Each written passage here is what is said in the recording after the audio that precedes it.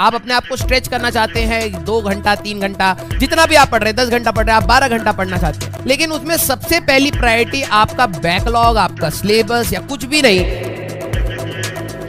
अब मैं अगर ये बोल रहा हूँ कि आपके HCV या DPP का बैकलॉग है, इट्स ओके, तो इसका मतलब ये नहीं है कि आप कहोगे हाँ चलो कोई नहीं, ये तो बात सर ने बोल दी है, DPP और बैकलॉग का चलता है। नहीं भाई, अगर आप जितना मेंटेन उसको भी करके चलेंगे तो समझना जब आपका सिलेबस खत्म होगा, आपको पीछे के बैकलॉग कम कवर करने होंगे, कम क्वेश्चन लगाने होंगे और आप आसानी से उस चीज को कवर कर पाएंगे। जितना बड़ा आप पाइलअप कर रहे हैं, मैं हमेशा कहता हूँ ये आपका कर्म का साइकिल है, जितना आप काम चोरी अभी करेंगे उतनी ही मेहनत आपको बाद में ये करवा देगा। ठीक है, तो आप कोशिश करिए कि आप मैक्सिमम इनपुट पढ़ाई करते समय ही डालें और हमेशा एक रेस्पॉन्सिबल स्टूडेंट के हिसाब से सोचें कि कभी भी अगर आप समय कहीं पर व्यर्थ कर रहे हैं तो क्या उसको बचाया जा सकता है। आपको टेम्पटेशंस हो सकती हैं, आप ये देखेंगे, वो देखेंगे, मूवी देखेंगे, दोस्तों के साथ बाहर जाएंगे। टेम्पटेशन सभी को होती है भाई, to be very true, everyone is human, right? जो मेरे को सुन रहा है, टेम्पटेशंस होती है, लेकिन यस, उन टेम्पटेशंस को रोकना एक रेस्पॉन्सिबल माइंड का ही काम होता है। तो अगर आपको ये लग रहा है कि आप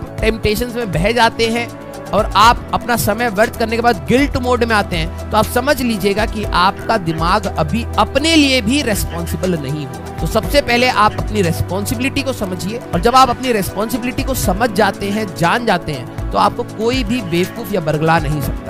आपकी तैयारी और आपकी मेहनत हमेशा आपके साथ रहेगी। तो मैं इसी के साथ आप सभी लोगों को बोलूंगा कि आप अपनी हेल्थ का सबसे पहला ध्यान रखें, सबसे पहला ध्यान, क्योंकि अगर आपका हेल्दी माइंड है तो आप लाइफ में बहुत कुछ आगे कर लेंगे। तो कभी भी अपनी हेल्थ को कॉम्प्रोमाइज मत करिए। आप अपने आप को स्ट्रेच करना चाहते हैं 2 घंटा 3 घंटा, जितना भी आप पढ़ रहे हैं, 10 घंटा पढ़ रहे हैं, आप 12 घंटा पढ़ना चाहते हैं, लेकिन उसमें सबसे पहली प्रायोरिटी आपका बैकलॉग, आपका सिलेबस या कुछ भी नहीं, सबसे पहले आपकी हेल्थ होनी चाहिए।